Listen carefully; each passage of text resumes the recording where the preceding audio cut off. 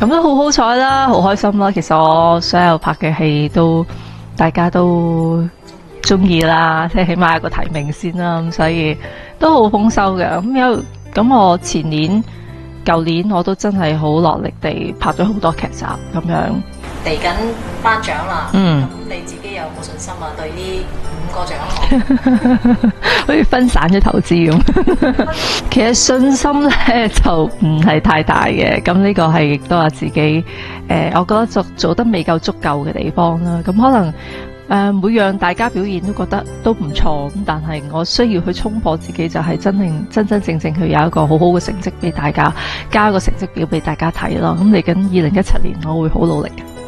節目主持嘅獎項我仲需要學習嘅，咁始終係第一次做主持啦，咁所以仲有好多嘅一啲，你話成個節目嘅構思啊，各樣嘢，我覺得都好吸引嘅。咁但係你話嗰個我去做主持嗰個技巧上面，我仲好需要好多時間去學習啦。咁所以今次有提名已經係好開心啦。咁同埋呢個節目亦都帶俾我好多嘅收穫嘅。咁好多人啲主婦們都好中意睇啦，咁同埋亦都開始有啲關於飲食方面嘅一啲廣告，亦都同我開始接洽啦，咁所以都好大收穫，好開心。